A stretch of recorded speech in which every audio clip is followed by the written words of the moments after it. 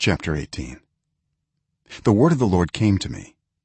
What do you people mean by quoting this proverb about the land of Israel?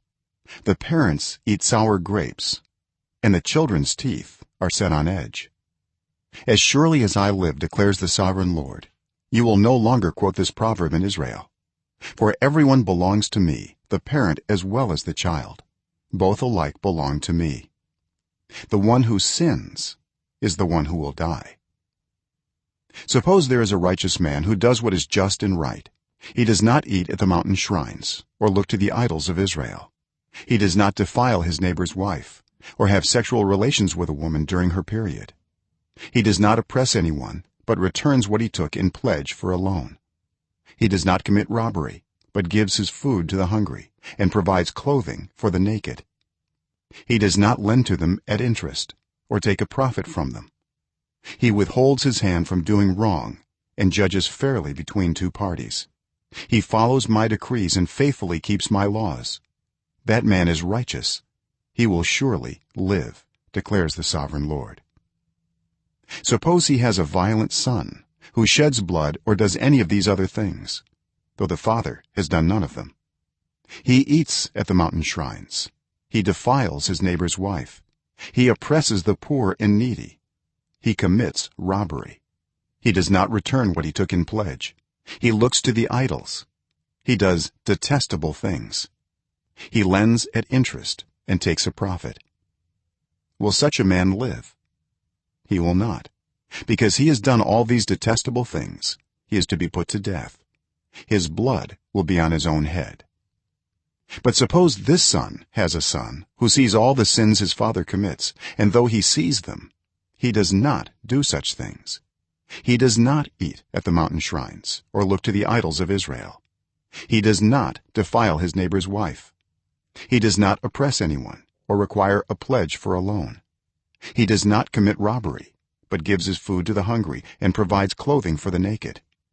He withholds his hand from mistreating the poor and takes no interest or profit from them. He keeps my laws and follows my decrees.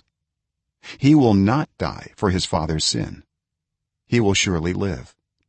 But his father will die for his own sin, because he practiced extortion, robbed his brother, and did what was wrong among his people. Yet you ask, why does the son not share the guilt of his father?